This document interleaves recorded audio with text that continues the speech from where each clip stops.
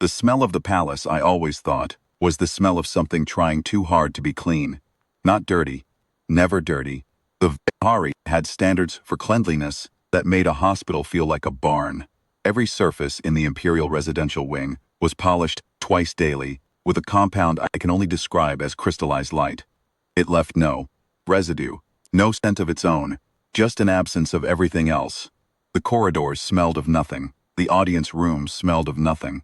Even the kitchens, where the cooks labored over dishes that could feed 1,000, managed somehow to produce food that arrived at the table warm and fragrant, and then vanished into a smell of nothing once it had passed out of your hands.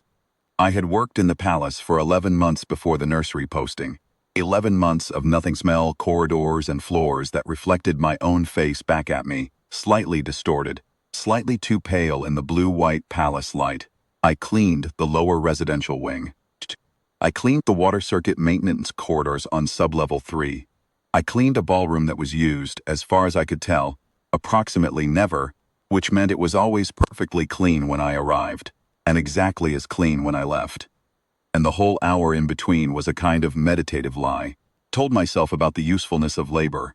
My supervisor, a Velhari woman named Thessel, was not unkind. She was not particularly kind, either. She was like most of the palace's senior household staff, a mix of Velhari citizens of lower birth, a handful of species from the protectorate worlds, and about 40 of us humans, competent, efficient, and largely interested in the fact of your work rather than the person doing it. She knew my name. She knew I had a daughter, Mila, 7 years old, attending the Off-Worlder Children's Education Collective 3 transit stops from the staff housing block. She knew I was reliable. That was, I think, the sum total of what she knew and the sum total of what was required. I did not mind this. I am being honest when I say that. I had come to the Velhari homeworld for the wages which were generous by any standard in the protectorate, and for the stability, which was a kind of wealth I had learned to value, more than I'd expected after 3 years of doing contract work on stations, where the next contract was never guaranteed. I had Mila to think about. I had her education to think about. I had the small savings account I was building slowly for the day she would be old enough to choose her own path. A university program on one of the inner worlds, maybe, or a trade apprenticeship, or whatever she decided she wanted. I was not there to be seen. I was there to clean floors and collect wages and be invisible in the comfortable, well-fed way that invisibility sometimes offers. So when Thessel came to me in the morning before shift and told me I was being reassigned to the imperial nursery wing, my first reaction was not excitement, it was wariness. The nursery, I said. Wing 7, Thessel said. She did not explain further. She handed me a new access pass and a different set of cleaning supplies. Compounds I hadn't used before, gentler ones, and a soft cloth kit, in addition to the standard tools. And told me to report to Senior Chamberlain Orval at the wing entrance at the 6th bell. I asked what had happened to the previous maid assigned to the wing. Thessel looked at me with the expression I had come to recognize as the palace's, of a shrug. Resigned, she said. How many have been reassigned from Wing 7? I asked. Because I had learned in 11 months that the palace had a way of absorbing information and releasing it only through oblique channels, and Thessel's face right now was oblique enough to tell me something. She looked at me for a moment. You'll be the 7th, she said. Then she walked away. Senior Chamberlain Orvale was a tall Velhari male, 3rd-generation palace staff, with the kind of posture that suggested he had been born standing slightly at attention and had never fully relaxed since. He met me at the Wing 7 gate with an expression that I can only describe as controlled grief, which is a strange thing to see on a bureaucrat's face before 8 in the morning. He went through the protocols with me, the cleaning schedule, proved compounds, the noise regulations, no clanking, no scraping, all movement to be slow and deliberate, all entry and exit by the secondary corridor to avoid the primary hall where sound traveled. I nodded. I took notes on my work slate. The infant, Orvale said, and then stopped. I waited. His Imperial Highness Salon, he continued, is 9 months of age. He has not slept more than 2 consecutive hours since the 47th night after his birth. He paused. That was 47 nights ago. Did the arithmetic. He hasn't slept properly in. I stopped. That's nearly 3 months. 8 weeks and 6 days, Orvale said. I did not say what I was thinking, which was that a human infant in that condition would likely be in medical crisis by now. I said instead, what are the physicians saying? Orvale's expression became, if possible, more controlled. The imperial physicians have determined that the infant is physically healthy. The specialists brought in from the 4 protectorate medical institutes have confirmed this finding. The child psychologist retained from the Academy, which is, I should note, considered the preeminent institution in the empire for early childhood development, has been on site for 11 days and has not produced an improvement. What does the emperor think? His imperial majesty Vorath is. Orville chose his words with the care of a man diffusing something, concerned, and available when he is not in session, which is not as often as he or I would prefer. The child's mother, Empress Lyris, passed in the birth. There is no other senior family member with primary care responsibilities. He said this very carefully. I absorbed it. And the nursery staff. There are 3 senior nursery attendants, all Velhari, all experienced. They are struggling. He looked at me with an expression that I now understood was not grief at all, but rather a very specific and quiet kind of desperate hope that he was working hard not to show, because showing it was undignified. Your predecessor maids were not asked to interact with the infant directly. You will not be expected to either. Your role is the cleaning of the suite, nothing more. Of course, I said. He held my gaze for just a moment too long. Then he led me through the gate. I heard C. Saloon before I saw him. The cry was not what I expected. I had imagined screaming. The red-faced, exhausted wail of an infant pushed past its limits. What I heard instead was something quieter, and in some ways worse. A continuous thin sound, wavering, that started and started again. Not angry, not even frightened exactly, more like a question being asked over and over into a room where no answer was coming. The nursery suite was large by any standard. 3 connected rooms, a sleeping chamber with a central crib of polished pale wood and softly glowing, ambient lighting, an adjacent feeding and care room, and a small observation alcove behind a transparent dividing panel where I could see one of the senior attendants sitting with her hands folded and her ears, the long curved Velhari ears, pressed flat against her skull, in the posture I had learned meant distress. The second attendant was at the crib. She was holding the infant, or trying to. He was in her arms but arched from her, his small face turned toward the ceiling, producing that wavering thin sound.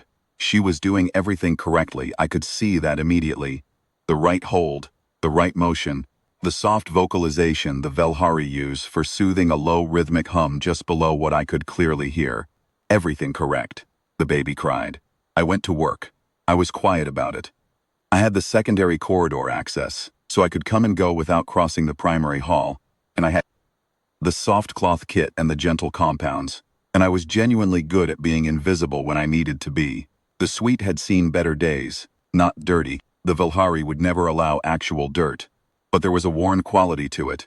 Tartness is in the way things sat in their places, that told me this space had been holding its breath for a long time. I cleaned. I was quiet. I did not look at the crib more than I needed to. I looked at the crib quite a lot. Sloan was small, in the way that all infants are small, is to say smaller than you expect, even when you know they are going to be small. His skin was the pale ice blue of the Velhari aristocracy, a shade that was almost silver in the nursery's ambient light. His eyes, when they opened, which they did periodically, between the thin wavering cries, were the deep violet that I had only seen in the very oldest Velhari, the high court elders. An old color for such a new face.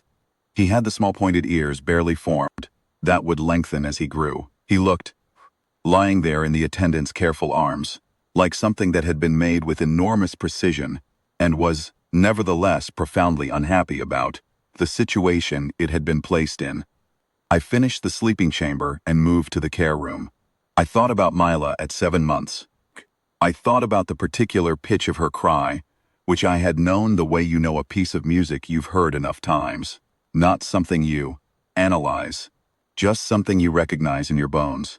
I thought about the night she had cried for 4 hours.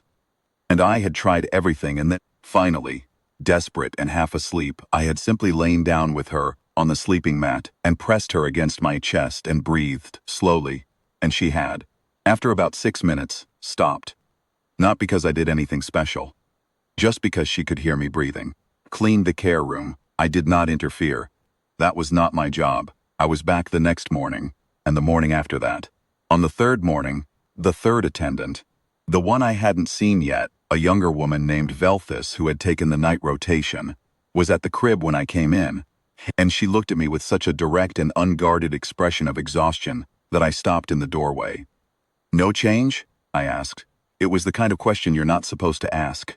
I asked it anyway. "No change," she said. I went to work. I was very quiet. Solon was in the crib, not actively crying at that moment, but moving in the restless, half-awake way that I recognized. A human infant would look exactly like that in the hour before a crying jag, that fidgeting, unhappy, almost sleep that never quite settles. I finished the primary floor. I was at the care room threshold when I heard it begin again. The thin wavering sound. Velthus was there in seconds. Correct hold, correct motion, everything right. I stood in the doorway of the care room and watched and did not go back to cleaning. "I know this is outside my station," I said. "Could I try something?" Velthus looked at me. Her ears went back briefly.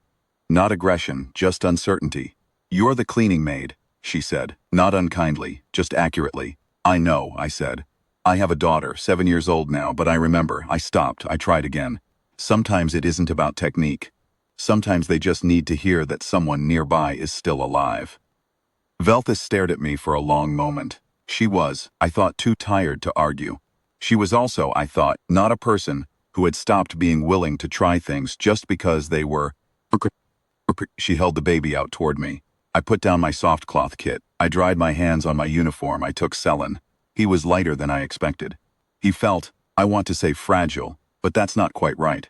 He felt like something that was currently surviving on will alone, which is a lot to feel in a 9-month-old face.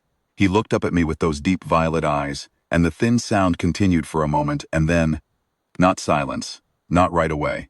Something shifted in his expression. An increment of something that was not quite assessment, but was in the neighborhood of it. Like a man listening something, so not sure if they've heard correctly. I breathed. Slow, deliberate, even. The way I had breathed that night with Mila on the mat. I didn't hum, I didn't rock. I just held him against my chest with my hand flat between his shoulder blades, and breathed. After 4 minutes, the thin sound stopped. He did not sleep. But he stopped crying. Velthus sat down very slowly in the attendant's chair. She said nothing. She was watching me with an expression I could not entirely read. Something between relief and an emotion that was larger than relief. Something that needed a word I didn't have.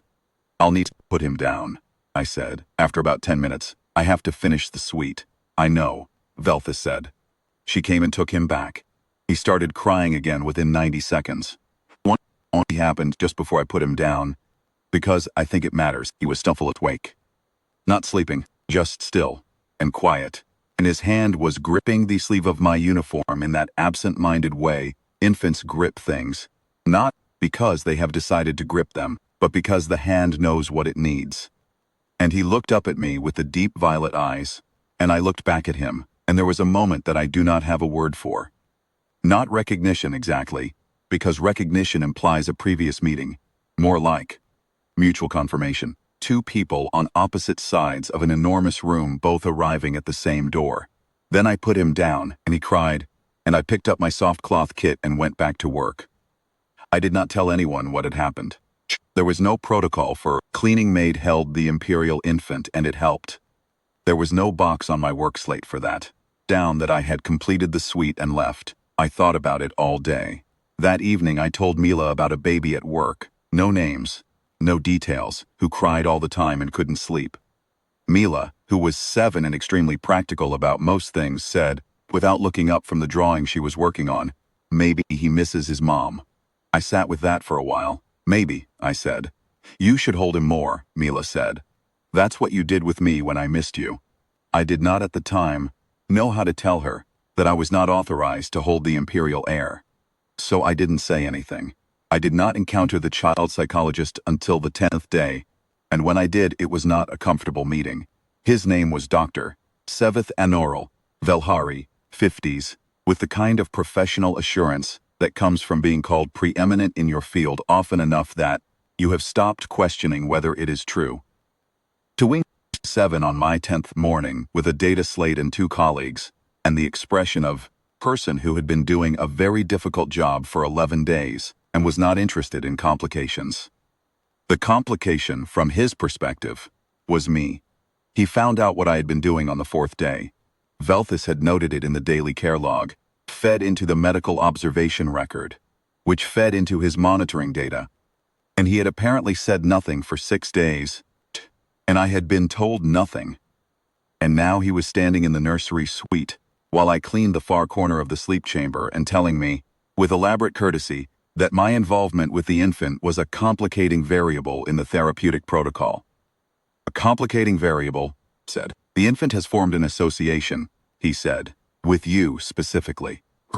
This can produce short-term soothing effects while simultaneously impeding the development of secure attachment to his primary caregivers, are his long-term support structure and therefore the appropriate target of his bonding responses. I cleaned the corner. I thought about this. He's sleeping, I said. He is, Honoral said. For now, however, the dependency created by... He was not sleeping at all before, I said. He was not sleeping for 8 weeks and 6 days. You have been here 11 days. In 11 days, how much progress had you made before I started? There was a silence. I am not criticizing your work, I said. I was, a little, but I was trying to do it constructively. I am saying that he needed something, and the something he needed was not a technique. It was a person who was tired. That sounds absurd. I know it sounds absurd. But he could tell the difference between someone performing a care protocol and someone who was just present. Honoral looked at me with an expression that I recognized from 11 months of being on palace staff, the expression of a person recalibrating who they were speaking to. You are the cleaning maid, he said. I am, I said, and I have a daughter. And when my daughter was 8 months old and would not sleep, I held her and breathed. It is not a technique. It is a thing that worked once and has apparently worked again. I put down my cleaning cloth. I am not trying to replace his caregivers. I'm not trying to create a dependency. He attached to me because I accidentally presented as safe to him. I think, if we use that as a starting point rather than a complication, he will extend that safety to the people around him. He's already sleeping better. He's already letting the attendants do more with him. Honoral studied me for a long moment. That is, he said, the particular careful tone of a person conceding a point they would rather not concede, not an unreasonable hypothesis. No, I said, picked up my cleaning cloth again. He did not attempt to remove me from Wing 7. 2 days later, his monitoring data showed Seelan's sleep had extended to 4-hour blocks, and he filed a supplemental note to the medical record, crediting what he called supplemental environmental attachment stimulus from non-primary care provider, which I found when Velthus read it to me quite funny, and the week after that he quietly departed, and his 2 colleagues departed with him, and the Oreni Academy did not send a replacement. The attendants and I celebrated this with the palace's good tea, which Velthus had quietly liberated from the senior staff pantry. He called you a non-primary care provider, Velthus said. I've been called worse, I said. He put it in an official medical document, she said. I've been put in worse documents, I said. We drank our tea. It was very good tea. The palace bought it from a tradeship supplier on the southern ring routes, and it had a flavor that I associate, even now, with the feeling of something having been decided in your favor, when you were not entirely sure it was going to go that way. My stomach dropped. The 3rd attendant, Velthus, he said, filed a supplemental observation note last night. I see, I said. She noted that during your cleaning shift, you held the infant for approximately 12 minutes, that during this time the infant ceased vocalizing, and that this represents the longest uninterrupted quiet period the infant has experienced in 8 weeks and 6 days outside of medicated sleep, which the physicians discontinued after day 9 because of concerns about dependency. He looked at me. This is accurate? Yes, I said. You did this without authorization? Yes, I said. I apologize, I should have asked. He was quiet for a moment. He was looking at me in the same way that Velthus had looked at me. That expression that needed a word I didn't have. The Emperor, he said carefully, has been informed. I said nothing. I was doing the mathematics of dismissal in my head, whether I would receive my contract, pay, whether the housing would be available through the end of the month, whether I could manage the transit back to the Offworlder Collective before Mila's next school day. His Imperial Majesty, Orvale continued, has asked that you be permitted to interact with the infant, as part of your duties, at the discretion of the nursery attendants, while your regular cleaning responsibilities continue. I blinked. I'm not being dismissed? Orvale's controlled expression cracked just slightly at the edges. No, he said, you are not being dismissed. I want to be precise about what I did, because I think people have a tendency to make things more than they are. And I have a tendency toward the same, and this is not a story that needs more than it actually was. I held salon every day as part of my cleaning shift, spent time, sometimes 20 minutes, sometimes 40, once nearly 2 hours on a day when the attendants were stretched thin, holding the imperial air against my chest and breathing slowly. I did not use any technique. I did not apply any expertise. I simply held him the way you hold a small person who needs to know that another heartbeat is nearby. He was, I came to understand, deeply lonely, not hungry, not in pain, not, as the physicians had correctly determined, physically unwell in any measurable way. He had every comfort the Empire could provide. He had 3 trained and dedicated attendants. He had a suite that cost more per square foot than my entire apartment building. He had physicians and specialists and a child psychologist from the preeminent academy in the Empire. He had no one who smelled like a person who was tired. I don't know how to say this better than that. The attendants were correct. The specialists were correct. Everyone was correct. But there is a particular smell, not unpleasant, just human, just alive in the ordinary way, of someone who has been working all day, who is slightly warm from the effort, whose heartbeat is the heartbeat of someone who is not performing a duty, but simply existing in the same space as you. Don't know what Velhari mothers smell like. I don't know what Empress Lyris smelled like. I know what I smelled like, for whatever reason, for the entirely mysterious and not to be overanalyzed reason that these things sometimes simply work. It was enough. By the end of the 2nd week, Salun was sleeping in 4-hour blocks. By the end of the 3rd week, he was sleeping through the night.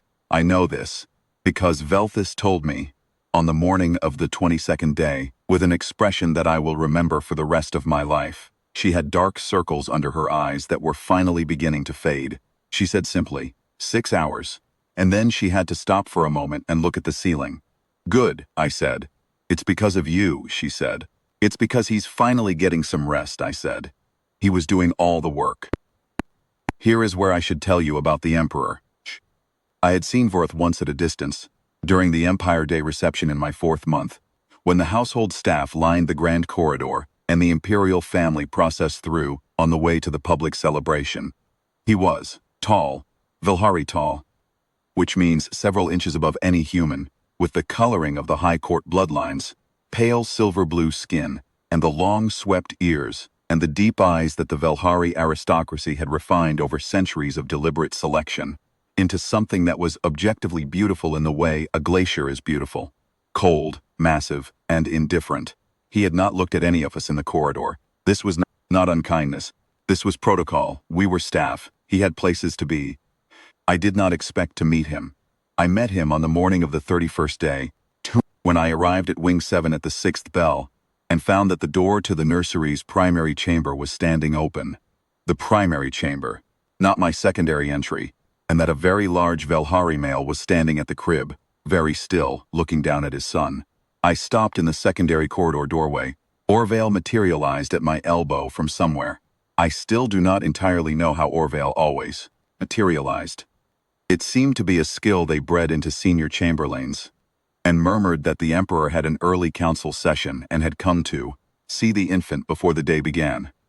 I'll come back, I murmured back. The Chamberlain's suite, Orvale said. Wait, if you would. I waited in the Chamberlain's suite for 20 minutes. When Orville returned, he said that the Emperor had been informed that I was present and had asked to speak with me. I want to record here, honestly, that I was frightened. Not in an acute way. No one was threatening me. No one had raised a voice. But in the low, steady way you are frightened when you are entirely certain that whatever is about to happen is outside of any framework you have prepared for. Vorath received me in the nursery's observation alcove. He was still at the crib, or rather, he had moved the observation chair to just beside it, and was sitting with one long hand resting on the crib's edge. Salun was asleep. He looked the way he always looked when he slept now, which was like something that had found its way home. Round-faced, mouth slightly open, one small fist tucked under his chin. The Emperor looked at me. I inclined my head. Palace protocol. The worker inclines the head. The royal acknowledges or does not. You wait. Maid Priya, he said. Your Imperial Majesty, I said. You have been here 31 days, he said. Velthus tells me he sleeps now because of what you do. What is it that you do? This is a question that has no good answer if you are trying to give a correct answer. I hold him, Majesty, I said, and breathe. He was quiet for a moment. That is all? That is all, I said. He looked at me with an expression I could not read. The Velhari aristocracy, Vorath especially, I thought, had faces that operated on a register much narrower than human faces. Subtle things happened around the eyes, small shifts in the positioning of the ears. I was getting better at reading them after 11 months. This expression was beyond me. My physicians, he said, suggested mineral deficiencies, ambient light spectrum adjustments, 14 variations of acoustic stimulation, a reconstructed scent profile of his mother, 2 experimental neurological interventions that I declined on principle. He paused. You held him and breathed. Yes, Majesty. Why does it work? I thought about what Mila had said. I thought about how to say it in a way that was true without being inappropriate. I think, I said carefully, he knows I'm tired. A tired person smells different than a performing person. He can tell I'm just here, not trying to fix something, just here. Vorath looked at his son for a long moment. Tired, he said, not unkindly, thoughtfully. It isn't a skill, I said. I want to be clear about that. I don't have a technique. I just have a daughter who was small once. How old? He said. 7 now, I said. She starts her 2nd year at the Off-Worlder Collective next month. He was quiet again. Then she is well. She's very well. Said, she's quite something. I stopped myself. This was not what emperors asked about. 7-year-old children of cleaning maids. His expression had not closed off. He was still looking at me, with that narrow register face that I was beginning to understand, showed more than initially thought. You come back tomorrow, he said. It was not a question. Yes, Majesty, I said. He nodded once. He looked back at his son. I inclined my head and left. There are things that happened during the following weeks that I am still not entirely sure how to account for. Salun, somewhere around the 35th day, 3.5 weeks into what I had come to privately call my second job, began to respond to me differently than he responded to the attendants. Not dramatically. Not in a way that I noticed at first. Small things, turning his head toward the sound of my secondary corridor entry before I entered the room. Stilling when I moved to the crib to look at him, before I had even picked him up. And then, on the 38th day, something that made Velthus go very quiet and still on the other side of he reached for me. Not the way infants reach for things. That undirected, open-handed grab at anything in range. He reached specifically, with a focus that was unmistakable, both hands toward me, from the attendant's arms, before I had made any move to take him. He made a sound that was not his cry and not quite his silence. A new sound, small and deliberate, like a question that already knows the answer. Velthus said very quietly. I see it, I said. I took him. He settled immediately, both fists in the fabric of my uniform, face pressed against my collarbone. The new sound stopped. He slept in about 6 minutes. He's named you, Velthus said, when he was down. I don't know what that means, I said. She looked at me with an expression I was beginning to recognize as the face people make when something is happening that doesn't fit any category they prepared for. Among the Vilhari, she said, the first name an infant reaches for, not a given name, but the name the infant assigns by preference, carries a weight. It used to carry legal weight in the older tradition. She paused. It has been a long time since an imperial heir named a non-Vilhari. He hasn't named me, I said. He likes the smell. Velthus looked at me for a long time. You can tell yourself that, she said. Orvale came to see me that evening. He found me in the staff common room, eating dinner. The excellent staff meals were one of the palace's genuine perks. and I had never taken them for granted. And he sat across from me with the expression I now associated with his versions of difficult news. "Scent is something you should know," he said. "It is. I want to frame this carefully, because the tradition involved is old, and it predates the current constitutional structure, which means its legal implications are largely ceremonial, but its social implications are somewhat larger." "Tell me plainly," I said. "I can manage plain." He considered this. "When an imperial heir names a person by preference in the old tradition, person acquires a specific status within the imperial household. Not a title, not a rank, a role." He paused. "The role is called, in direct translate, a primary tether. The person the infant has identified as its grounding presence. Historically, this person remained close to the infant through childhood as a companion, and in some sense, a secondary protector." I put my fork down. "Tradition is not legally binding," Orville said quickly. "The emperor is not. No one is suggesting." "What is the emperor suggesting?" I asked. Orville straightened. "His Imperial Majesty has expressed that he would be pleased if you would consider expanding your role within the household. Specifically, a combined position. Your current cleaning responsibilities in the lower wings, which you are good at and which you would retain, combined with a formalized secondary attendant designation for Wings 7. He paused. "With an appropriate adjustment to compensation." "How much of an adjustment?" I asked, because I had a daughter and a savings account, and I was a practical person, he told me. I was quiet for a moment. "That's considerable," I said. "Yes," Orville said. "I thought about it. I thought about Mila. I thought about the savings account and the Interworld University program and the choices I was building toward on her behalf. I thought about Selen, 4 stories up, sleeping through the night.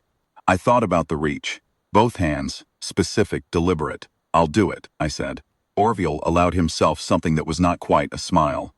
"I will inform His Imperial Majesty," he said.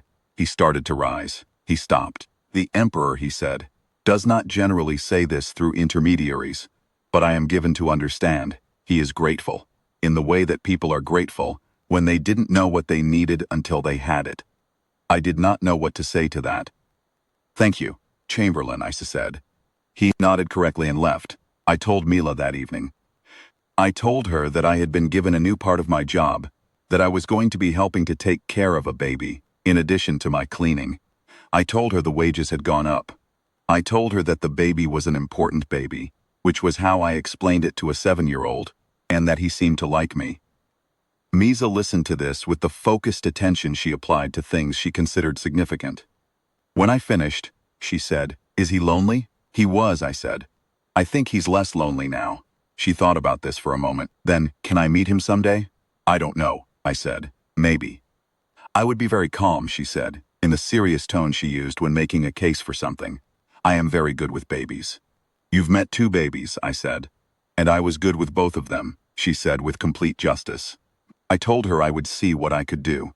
The weeks that followed were, I want to be careful about this word. I think it is the right word, ordinary. Not unimportant. Not unremarkable, particularly from the outside, if the outside knew what it was looking at. But ordinary in the way that daily things become ordinary when they are what you do.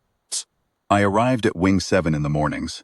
I cleaned the suite. I held salon for a portion of each morning and a portion of each afternoon when the attendants needed the break.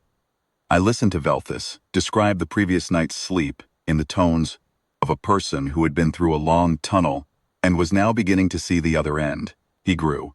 This sounds obvious. There is something specific to watching an infant grow when you are with them daily. You do not see the changes the way a visitor sees them, all at once dramatic.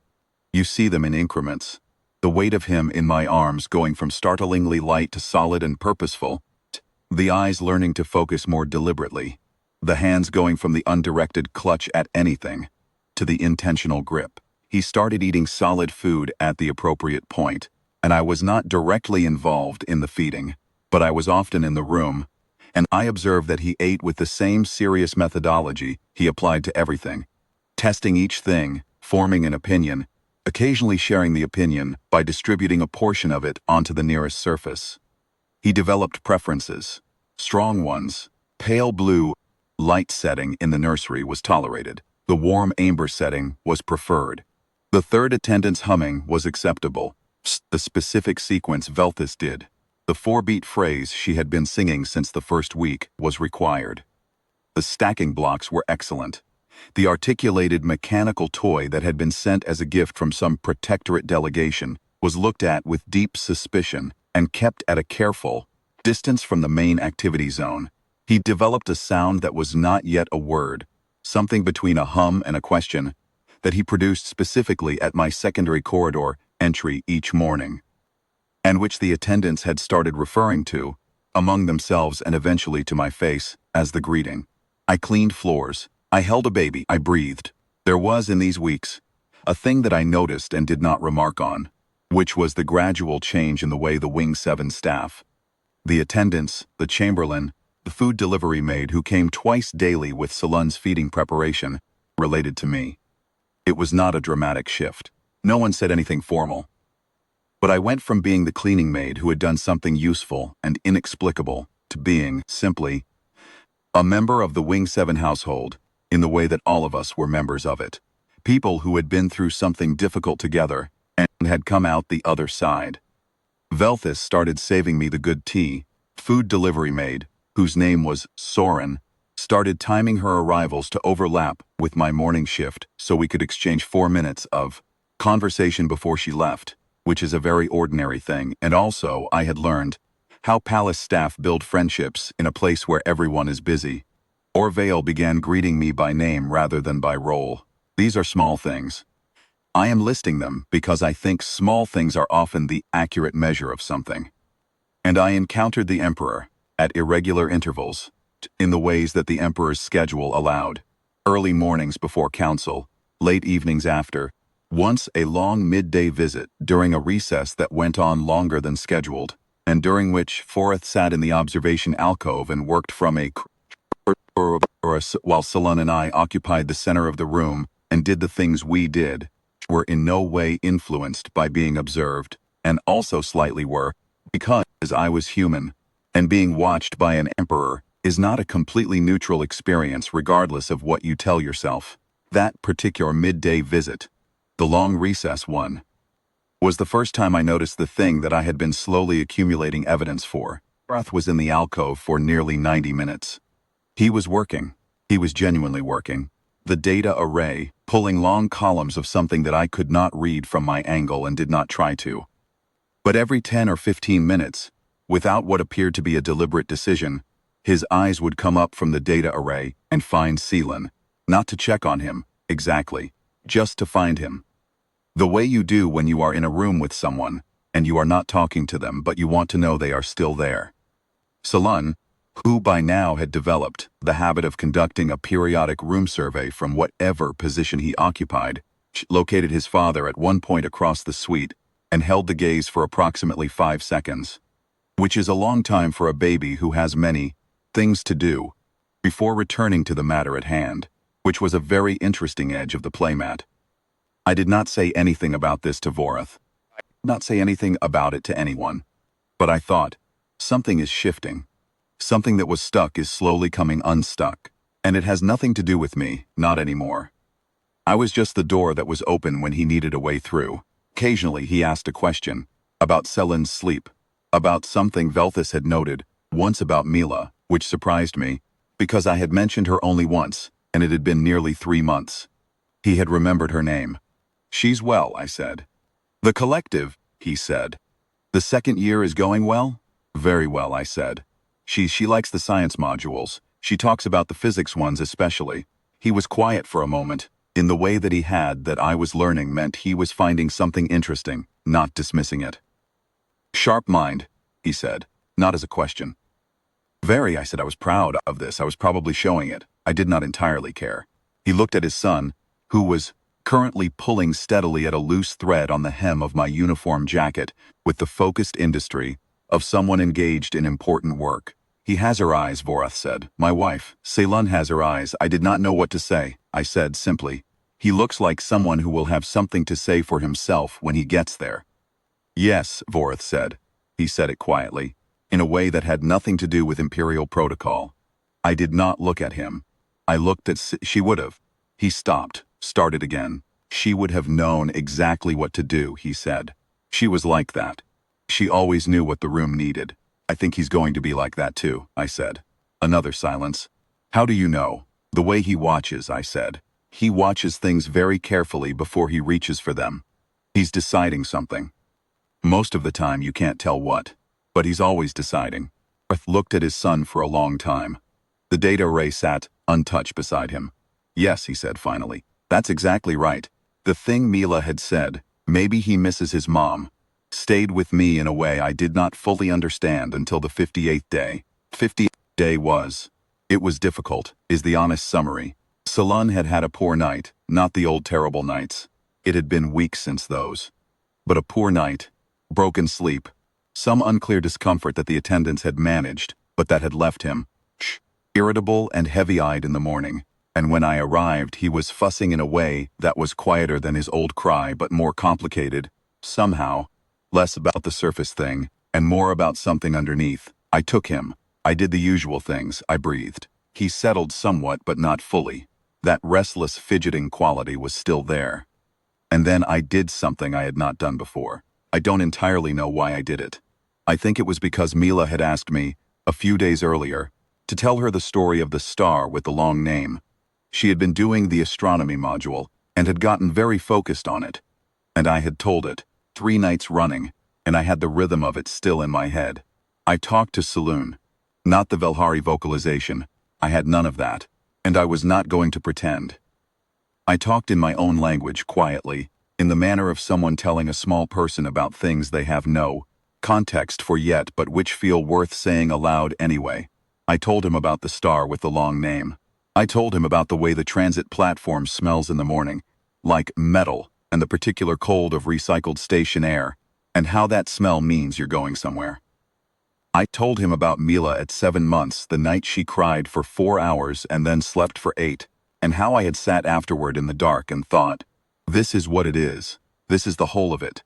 This ordinary difficult thing, and I am so glad I am here for it. Seelan went still, not the stillness of sleep, the stillness of listening. I kept talking. I told him about the nothing-smell corridors of the palace, and how I had found them cold at first, and now found them a kind of restful, the way very quiet things are restful.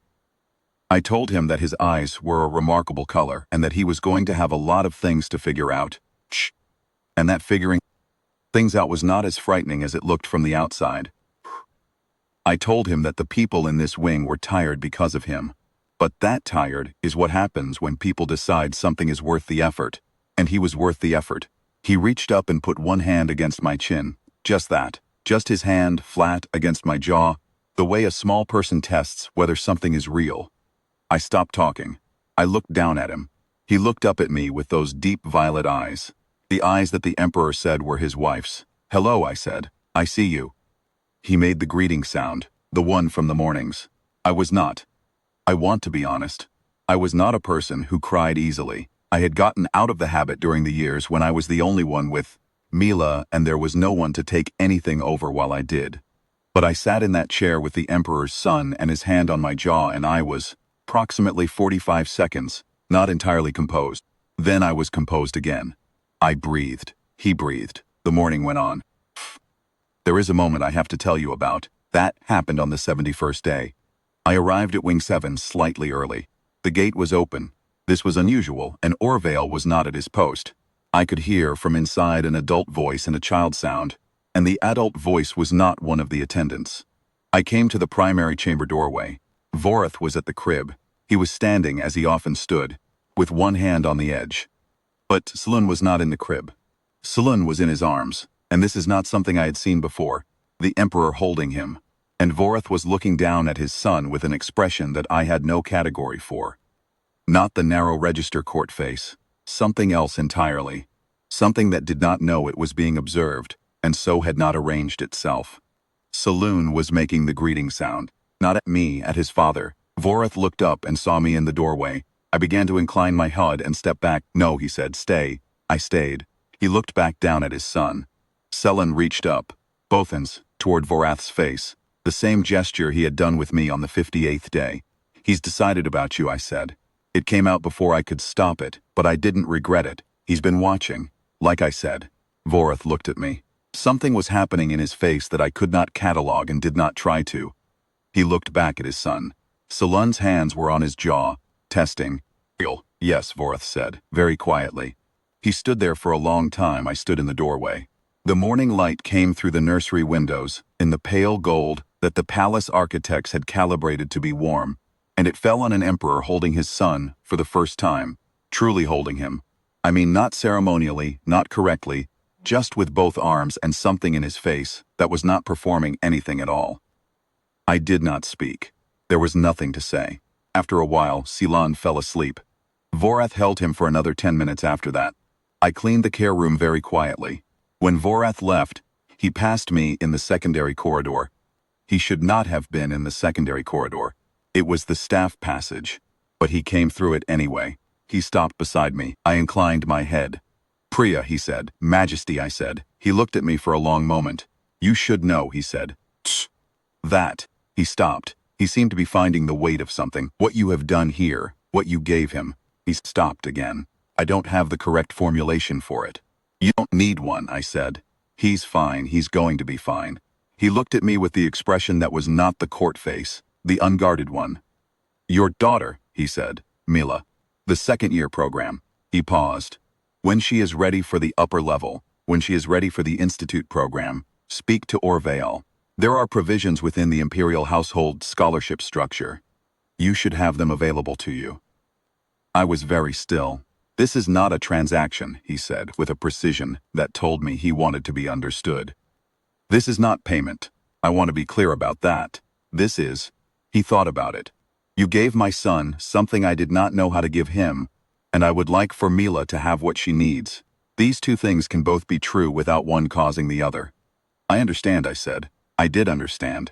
Thank you, Majesty. He nodded. He went back through the gate, and the gate closed.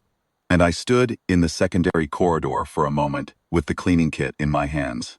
Then I went back to work. I am telling this story from a particular vantage point, which is to say, later, Selun is 2 now. He is walking. Has been walking for several months, with the particular confidence of a Velhari toddler who has been moving through the world with his hands on everything he can reach from the day he could sit up. He has words. A few Velhari words that the attendants have been teaching him, careful and loving, and one word that is not a Velhari word. He calls me Pri. Not the Velhari equivalent. Pri is what Mila called me when she was learning to talk and could not yet manage Priya. He heard it from her. Because yes, Mila came to the nursery 3 times now, with Orvale's arrangement and the Emperor's quiet acknowledgement and Velthus's enthusiastic cooperation, and she sat on the nursery floor with Selun and showed him her drawings and called me Pri in that entirely ordinary way she had, and Selun picked it up and has not let it go. He calls me Pri and I come, and he grabs both of my hands and tries to pull me toward whatever he has found. That is interesting, which is most things. I am still the cleaning maid. I am also the secondary attendant, in my combined role.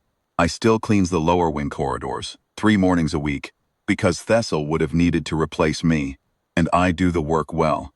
And there is no reason to stop doing a thing you do well, just because something else has been added to it. The wages Orvale arranged they are enough for the savings account and for Mila's program, when she is ready, and for a slightly better apartment which I have not moved into yet, but which I look at on the housing listings sometimes in the evenings. I have had 2 conversations with Vorath that were not about Selun.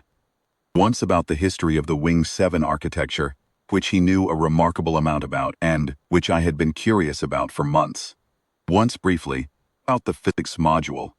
I had mentioned it in passing, something Mila had said, and he had a thing or two to say about the orbital mechanics section that I did not follow entirely but found interesting to listen to. He is not warm exactly, the way that word usually means, but he is present. He is in the room in a way I suspect he was not always in the room, and I do not think that is something I did. I think that is something Selun did. Mila came for the 3rd nursery visit last week. She and Selun sat on the floor with a set of stacking blocks, a philosophical disagreement about the correct way to build the tower. Mila's position was structural integrity. Selun's position was that the more precarious it was, The better, because then you got to knock it down. They went back and forth on this for 20 minutes, in 2 different languages, with complete mutual comprehension and no common vocabulary. Velthus watched from the attendant's chair with the expression of a person observing something they will describe to others for years. At one point, Celine looked up at me, holding a block mid-argument, and said, just that, just to check that I was there." "I'm here," I said. He went back to the argument. I stood in the doorway of the imperial nursery in my cleaning uniform with my soft cloth kit and watched my daughter argue architecture with the heir to the Velhari Empire, and I thought, this is what it is, this ordinary extraordinary thing. This is the whole of it. I am not a person the palace will ever put in a history. I cleaned the floors. I held a crying baby. I breathed. But he knows my name. He reaches for me. He argues about architecture with my daughter on the nursery floor with complete seriousness. And every morning, when I come through the secondary corridor gate, before I have even entered the room, I hear it. The greeting sound. And I know he's fine. That is the whole of it. That is, I have come to believe, enough.